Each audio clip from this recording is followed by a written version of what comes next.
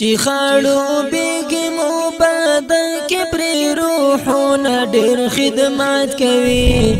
ادارة التعلیم و تربیه دیر خدمات کوي زکد توحید بغدای سمسورا إن الحمد لله نحمده ونستعينه ونستغفره ونعوذ بالله من شرور أنفسنا ومن سيئات أعمالنا من يهده الله فلا مضل له ومن يضلل فلا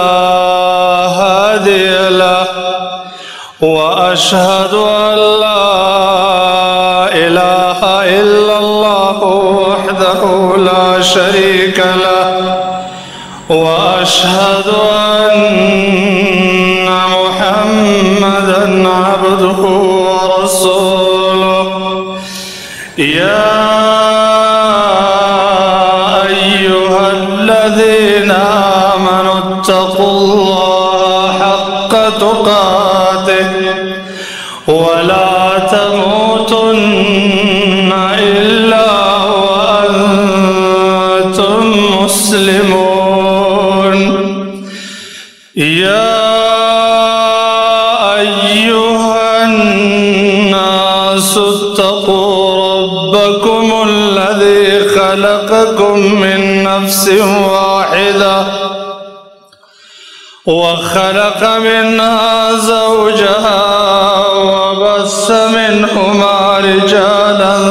كثيرا ونساء واتقوا الله الذي تساءلون به والأرحام إن الله كان عليكم رقيبا يا أيها الذين آمنوا اتقوا الله وقولوا قولا سديدا يصلح لكم أعمالكم ويغفر لكم ذنوبكم ومن يطع الله ورسوله فقد فاز فوزا عظيما أما بعد فأعوذ بالله السميع العليم من الشيطان الرجيم بسم الله الرحمن الرحيم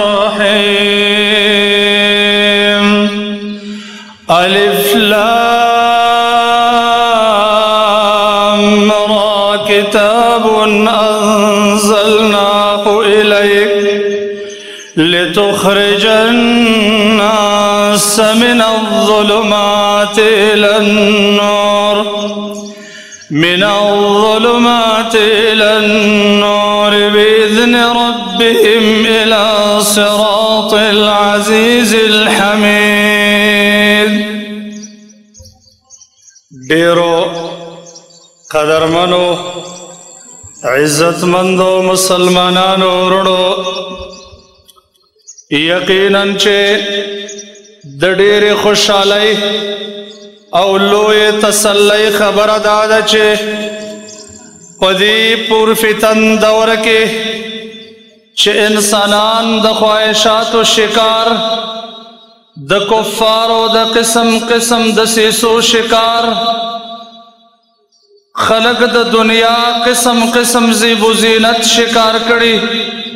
په داسې پرفتن دور کې الله رب العالمین داسې خلق پیدا کړي چې هغوی خپل زندگی د الله رب العالمین د کتاب د خدمت د پاره وقف کړي ده او د هغه عظیم سوچ او فکر د پاره د دوی زندگی تیریږي د کومو د پاره چې انبیاء علیهم الصلاة والسلام خپل زندگی وقف کړي وا د انبیاء علیهم السلام د زندگی هدف هم داو چې خپل مال او خپل جان خرج کول او الله رب العالمین وحی د الله بندگانو ته رسول. داسې قوم چې الله رب العالمین هغوی د دین د خدمت دپاره استعمال کی، دا دوی ته د رب کائنات د طرف نه خوشخبري ده چې ستاسو رب ستاسو سره مینه کوي. دا زمونږ د ذهن خبره نه ده بلکې د محمد مصطفی صلی الله علیه و آله وسلم مبارک ارشاد دی. هغه فرمایي ان الله عز وجل يعطي الدنيا من يحب ومن لا يحب ولا يعطي الدين الا من احبه فمن اعطاه الدين فقد احبه. الله دنیا هغه چاته ورکوي چې د الله ورسره مینه او هغه چاته ورکوي چې د الله دشمنان دي. بلکې قرآن کې الله فرمایي چې کدا وجه نه وي چې بیا به ټول خلق د دنیا د زیب و زینت د وجه نه کفر ته مایل شي، نو خامخا هغه خلق چې د الله دشمنۍ ته بډې والي، هغه خلق چې د الله په دشمنۍ کې مشغول وي، هغې ته به موږ بې حده دنیا ورکړې وې او د دنیا زیب و زینت به مو هغه ته ورکړې وې. لیکن ولا يعطي الدين الا من احبه. الله رب العالمین د دین د شعبې دپاره نه استعمالوي، دین نه ورکوي، د دین د جپاره جد و جهد کې نه انتخابوي مګر هغه قوم چې هغې سره د الله مینه، کم قوم چې الله د قرآن د خدمت دپاره استعمال کی، دوی ته امید دی چې الله رب العالمین به دوی سره مینه او محبت کوي. دا د الله محبوب قوم دی چې الله د خپل خدمت دپاره، الله د خپل کتاب د خدمت دپاره استعمال کړی دی. یقیني ورونو د الله رب العالمین کلام چې د دې لپاره قبل هیڅ یو عظمت او شرف نه وي، هم دا کافي ده که نه چې د رب کائنات کلام دی. الہ العالمین ته د تقرب او د نزدېکت بهترینه وسیله ده، لکه څرنګه چې حدیث صحیح کې راځي چې الہ الکائنات فرمایي چې ولن یتقرب الی عبدی بمثل ما خرج عني. هیڅ یو بنده په هیڅ یو څیز باندې ما ته دومره تقرب نه حاصلوي کوم چې هغه کلام باندې الله ته تقرب راځي، کوم کلام چې الله فرمایلی دی، الله ویلی دی. دنیا کې د دنیا د یو حکمران د تقرب یو وسیله خلق څومره د هغې لپاره جد و جهد کوي، څومره کوشش کوي چې دغې وسیلې ته ورسېږم او زه د دغې د دنیا ناقص او نیمګړي حکمران ته تقرب حاصل کم. د رب کائنات په کلام باندې الله رب العالمین ته تقرب او نزدېکت راځي او دغه انسان د الله په خصوصي بندگانو کې داخلېږي. د کوم په باره کې چې محمد مصطفی صلی الله علیه و آله وسلم فرمائی اہل القرآن هم اہل اللہ و خاصته. د قرآن والا اگا خلق دی چی اگا دا اللہ رب العالمین خصوصی بندگان او دا اللہ دا رحمت خصوصی مستحقین او دا اللہ خواص بندگان. زما دا اسلام قدر منو عزت مند ورڑو کم یو انسان چی دا قرآن کریم مجلس دائر کی دی دا پارا خلق را جمع کی او دا اللہ دا کلام درس و تدریس کئی، دی قوم تا سلور لوی لوی اعزازونه ورکولی شي چې هر یو اعزاز د الله په وړاندې باندې د دې ټولې دنیا نه بهتره دی. حدیث کې راځي محمد مصطفی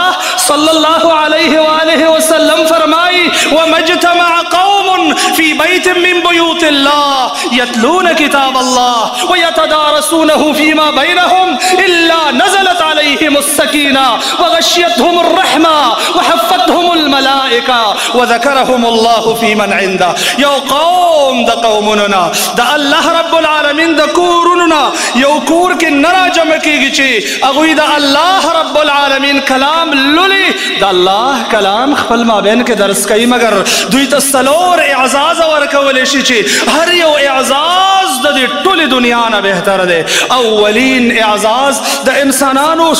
فکر و سوچ دا دے چی زما زندگی دا سکون و اطمینان شی، زما دا زندگی نا پریشانی لری شی، خبگان لری لري شي غمونه لري شي کړاوونه او مصیبتونه لري شي سکون او اطمینان راحت کی زندگی شي زما دې دپاره قسمه قسم وسایل استعمالوي څوک د سکون زندگی د دنیا په مال او دولت کې ګڼي د مال د جمع کولو دپاره ټول کوششونه خرچ کوي څوک د سکون او اطمینان زندگی په کرسۍ کې ګوري د هغې دپاره نهایت زیات جدوجهد کوي چې اعلی کرسۍ وګټي څوک په نورو اسبابو کې لیکن الهي د سکون نسخه چې ده هغه قرآن کریم دی الله رب العالمین د طرف نه هغه انسانانو باندې سکون او اطمینان نازلیږي کم قوم چې د الله د کتاب دپاره راجمع شي نبی صلی الله علیه وسلم فرمایي الا نزلت علیهم السکینه مقابل کې کم قوم چې د قرآن کریم نه اعراض وکړي که د دنیا زیب و زینت حاصل کړي د دنیا مال و دولت حاصل کړي د دنیا شرافتونه و اعزازونه حاصل کړي سکون او اطمینان پسې بړوند وي دا زمونږ او ستاسو د ذهن خبره نه ده بلکې دا د رب کائنات وینا ده هغه فرمایي ومن اعرض عن ذکري فإن له معیشة ضنکا ونحشره یوم القیامة اعمى قال رب لم حشرتني أعمى وقد كنت بصيرا قال كذلك أتتك آياتنا فنسيتها وكذلك اليوم تنسى إله العالمين فرمائي كم قوم دا الله دا ذكرنا چاگا قرآن دا إنا نحن نزلنا الذكر وإنا له لحافظون د قرآن نه اعراض وکړي دا به د سکون او اطمینان زندگی ویني د دې زندگی به نهایت زیاته تنګي قیامت کې به دا انسان ړوند راپاسېږي دا به رب کائنات د درخواست وکړي چې الله زه خو دنیا کې بنا ومه ولې ړوند راپاسېدلم الله به جواب ورکړي چې کذلک اتتک آیاتنا فنسیتها وکذلک اليوم تنسا نن دنیا کې پریشانی ده خفګان دی غمونه او کړاوونه دي د دنیا زیب و زینت د خلکو پوره دی لیکن سکون نشته ولې سکون د پاره الهي نازل شوی نسخه خلک نه استعمالوي هغې نه اعراض دی نو ځکه دا بدترین اثر منځته راغلی دی چې فإن له معیشة ضنکا دویم دغه قوم باندې د الله د طرف نه رحمت نازلیږي وغشیتهم الرحمه د الله د رحمت مستحقین دي دغه خلک کوم چې د قرآن د درس و تدریس دپاره راجمع شوي دي که دنیادار خلکو مجالس د دنیا د وزیرانو گورنرانو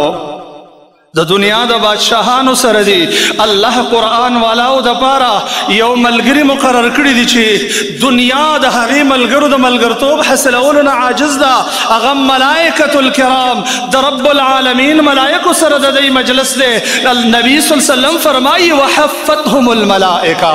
ملائکې د دوی نه ګیر چاپیر کینی او ملائکې د دوی مجلس ته حاضري ورکوي بلکې حدیث کې راځي ان لله عز وجل ملائکة سیاحین یبتغون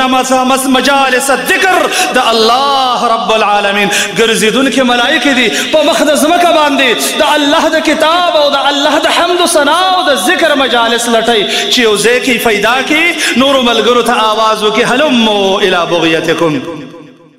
سلورم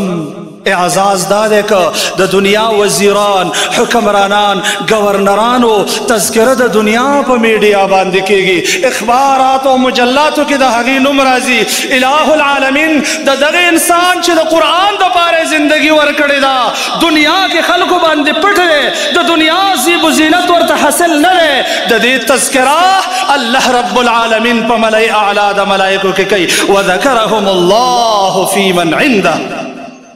د دین اسلام قدرمن او عزتمند ورونو نهایت زیات فرفتن دور دی چې د هغې قول مصداق ښکاره شوی لکه څرنګه چې نبي کریم صلی الله علیه وسلم فرمایي چې ستکون فتن کقطع اللیل المظلم داسې فتنې به راشي لکه د تورتم شپې چپې لکه یصبح الرجل فیها مؤمنا ویمسی کافرا ویمسی مؤمنا ویصبح کافرا سحر به سړی مسلمان بیګانه به سړی کافر وي بیګانه به مسلمان سحر لبا کافر شوی روایت د حذیفه رضی الله تعالی عنه کې چې امام الترمذی رحمه الله راوړی دی په هغې کې ورسره دا دی قلتو فما المخرج منها یا رسول الله د ټولو فتنو نه د علاج او د وتلو سبب څه شی دی هغه وفرمایي کتاب الله فيه نبأ من قبلكم وخبر من بعدكم وفصل ما بينكم وهو الفصل ليس بالهزل من تركه من جبار قسمه الله ومن ابتغى الهدى في غيره أضله الله.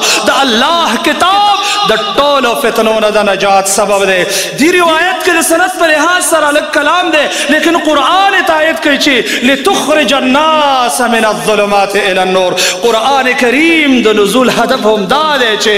دې دپاره چې خلق وباسي د ټولو تورتمونو نه رڼاګانو ته. زما د اسلام قدرمنو عزتمندو ورونو د الله رب العالمین چې کله آدم علیه السلام دنیا ته رالیږه هغه وخت کې آدم علیه السلام ته ویلي چې ای آدم علیه السلام که تا ته زما د طرف نه وحی راله چا چې د دې وحی تابعداري وکړه دغه انسان دپاره به دوه اعزازی. یو دا انسان به دنیا کې د ګمراهۍ نه محفوظ وي، دویم دا انسان به په آخرت کې د بدبختۍ نه محفوظ وي. الله فرمایي چې فإما يأتينكم مني هدى فمن اتبع هداي فلا يضل ولا يشقى. عبدالله ابن عباس رضی اللہ تعالی عنہما د دې آیت نه استنباط کې فرمایي وي تکفل الله لمن قرأ القرآن وعمل بما فيه الله يضل في الدنيا ولا يشقى في الآخرة. د الله د طرف نه ذمہ واری ده هغه انسان ته کوم انسان چې قرآن ولولي او بیا د قرآن په احکاماتو باندې عمل وکړي دا دنیا کې د ګمراهۍ نه محفوظ، دا په آخرت کې د بدبختۍ نه محفوظ. زما د اسلام قدرمنو عزتمندو ورونو کم قوم چې د الله کلام له غاړه ورکړي د الله د کلام مرکز په خپل ځمکه کلی علاقه کې قایم کړي هغه مکان لا هغه قوم لا الله اعزاز او شرف ورکړی دی. تاسو وګورئ چې مدینة الطیبه مخکې د قرآن کریم د راتللو نه مدینة الطیبه ارض الوباء والبلاء باندې یادېدله. دا د بیماریو ځمکه د تبو ځمکه وه. صحابه کرام هم چې راله دلته ورباندې تبه راتلله. بلال رضی الله تعالی عنه به د خپل وطن په ارمان کې شعرونه ویله الا لیت شعری هل ابیتن لیلة بواد وحوله ازخر وجلیل وهل اردا یوما میاه مجنة وهل یبدو لی شامة وطفیل. لیکن کله چې یو چند نوجوانان د انصارو لرال او قرآن کریم له غاړه ورکړه قرآن کریم له په خپل وطن کې ځای ورکړو. مصعب ابن عمیر د قرآن قاری راوستو او د قرآن مرکز جوړ کړو. الله مدینة الطیبه د جنت د باغچو نه باغچه وګرځوله لکه چې نبی صلی الله علیه وسلم فرمایي ما بین بیتی و منبری روضة من ریاض الجنه. زما د کور او زما د منبر تر مابین د جنت د باغچو نه یوه باغچه چیرته ارض البلاء والوباء او چیرتا روضة من ریاض الجنه. دا اعزاز مدینة الطیبه ته ورکړی شو چې نن د هر مؤمن په زړه کې ارمان دی چې مدینه او د مکې ملاقات وکم. په دې وجه باندې چې د هر مؤمن د زړه ارمان دی چې بیت الله او د مسجد نبوي ملاقات وکم. ولې ځکه دا د قرآن کریم دو عظیم مرکزونه الله لکه د نور غونته کې په دنیا کې روښانه کړل. نن هر مؤمن په مینه باندې دې مرکزونو ته ولې ورځي؟ د قرآن مرکز دی. ورونو که موږ او تاسو جدوجهد وکړو د قرآن کریم مراکز قایم کو د الله کلام هغه کلام د الله اعزازونه هغه اعزازونه د الله قوت او طاقت هم هغه دی. هېڅکله به هغه قوم ذلت ونه مومي کوم قوم چې د عزت کلام له غاړه ورکړي. الله رسول صلی الله علیه وسلم فرمایي ان الله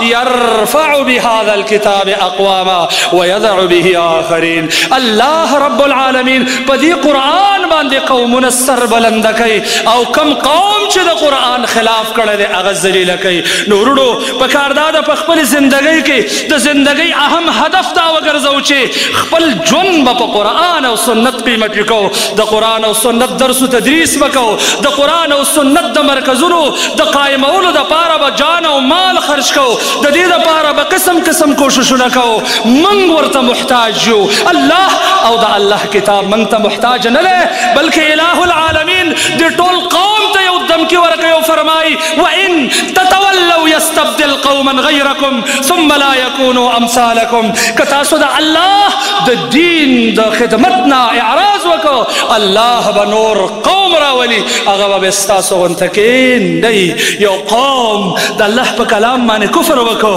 الله وفرمایي فقد وکلنا بها قوما ليسوا بها بکافرین. نورونو که عزت غواړو، که د الله رضا غواړو، که رحمت غواړو، که سکون او اطمینان غواړو، ژوند به د الله د کتاب د پاره خرج کو او د نبی صلی الله علیه وسلم د سنتو د پاره د الله کتاب او د نبی صلی الله علیه وسلم سنت هغه انسان لره اعزاز او شرف ورکوي، انسان الله ته رسوي، انسان جنت ته رسوي. نو په کار دا ده چې ژوند کې موږ او تاسو مهم هدف د خپل زندګۍ دا وګرځو چې الله تاسو سره وعده کوو چې ژوند به د قرآن او سنت په خدمت کې تېرو، د قرآن او سنت د مراکزو خدمت، د قرآن او سنت د مراکزو قائمول، د قرآن او سنت د حلقاتو قائمول، او دې دپاره به خپل ژوند وقف کوو. الله رب العالمین دې موږ او تاسو د قرآن او سنت صحیح خدمتګاران جوړ کړي. اقول قولي هذا استغفر الله لي ولكم ولسائر المسلمين.